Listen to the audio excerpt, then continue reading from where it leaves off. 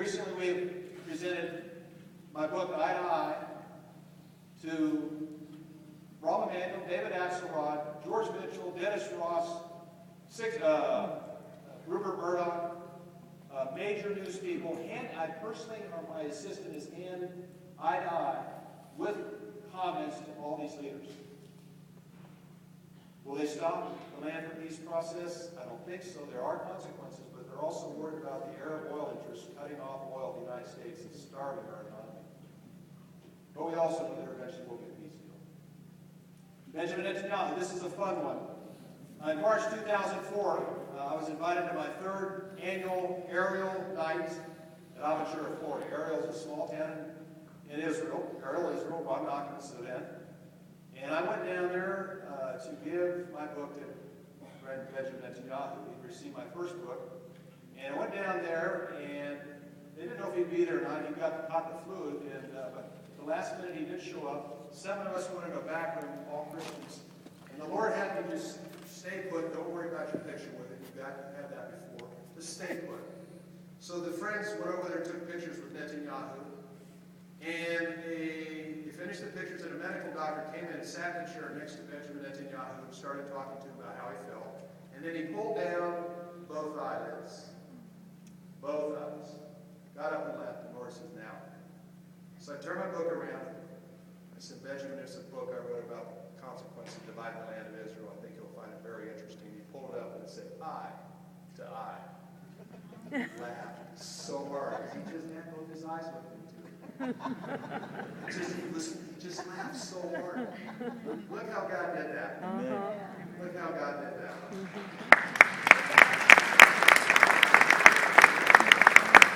I heard President Bush 4 times when he was in office. I have the letters to him in the book and 2 letters back to him and Karl Rove and Dick Cheney.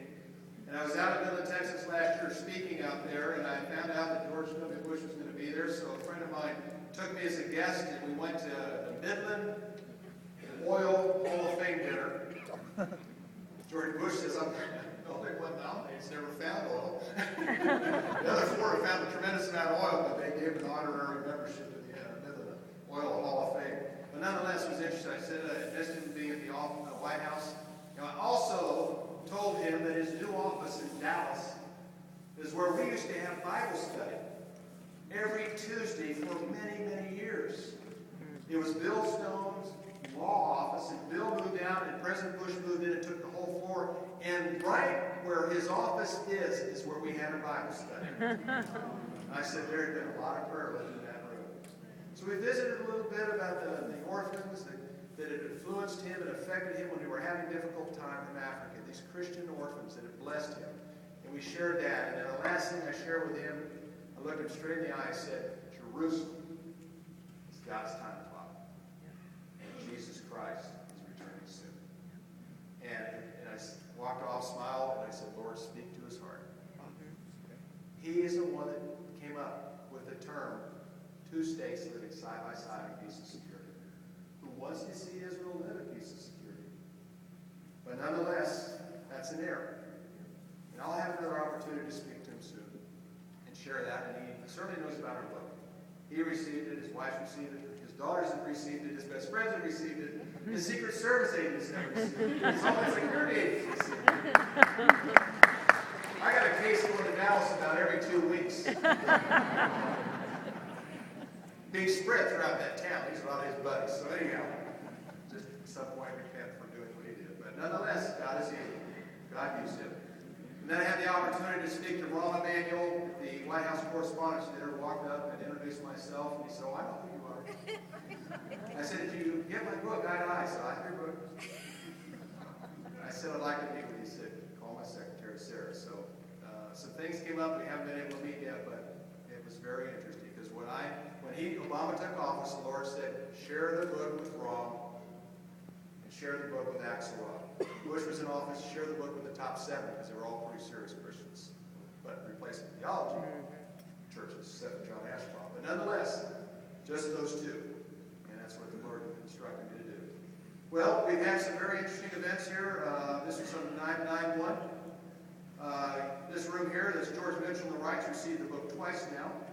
Found out another day, a friend of mine had Cincinnati's cousin is now 3 doors down from Hillary Clinton, so she'll have her personal book here shortly.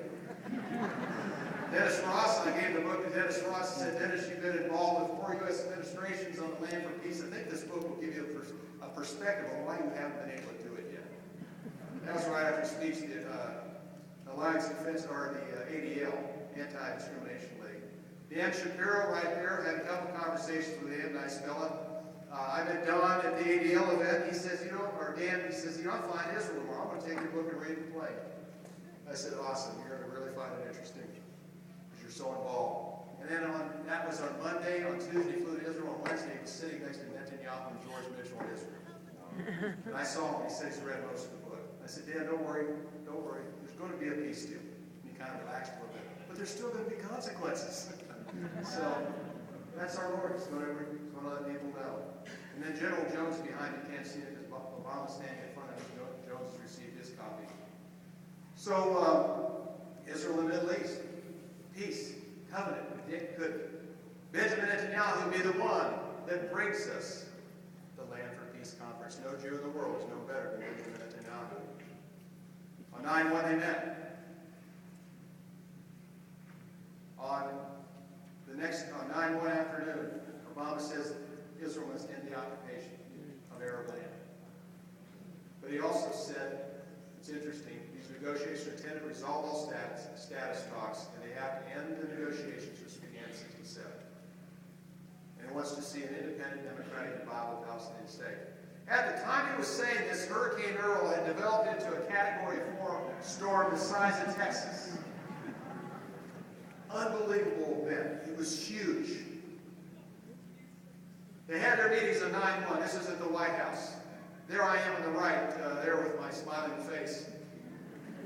In the meeting that night, this was, go back here, this was Mubarak and Netanyahu and Obama and Abbas and George leader Abdullah. What's interesting, the Egyptian paper moved Netanyahu over to the left and put Mubarak next to Obama. Did a paint shop, put them together. It's incredible. And then he had this is the Powell, this is Tony Blair, the head of the quartet, and the other members. They have a meeting on 9/1. First thing the next day, Obama, the first thing he does that day is receive a briefing on this 145-mile-an-hour storm, Hurricane Earl. That's his first business for the day. Later that day, Netanyahu and Clinton and Abbas meet, and then they have a meeting that afternoon. And then the White House specifically said, and the State Department, that we will not force Israel to do anything that's going to jeopardize their security. All of a sudden, this monster Hurricane 4 storm became a hurricane of Category 2.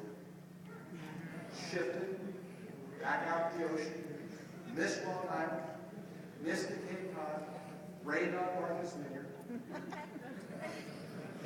I don't fully understand why this happens, but it happens over and over again. So when they said we will not force Israel, this storm became a milestone, Category 2. And here's the path. Moved to the ocean. Went from 145 miles an hour to 185, 65 out the ocean. I'm going to share a couple things before I finish here. We're doing so much right now with the news report because there's just so much going on. There is so much lining up right now. It's exciting. 2011, we have some very ancient cycles converging. We have a friend that is a cycle expert. He studies cycles, 50-year cycles, 70-year cycles, 180-year cycles, 360-year cycles. On and on and on, and we have some very major cycles having to do with Islam, with Israel, and the United States, and Iran converging in 2011. This is going to be a year like no other. And we're busy writing about it every week.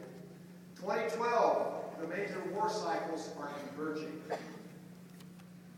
The solar flares of 2013, some are expected at the end of 2012, will be some of the most significant solar flares in our history.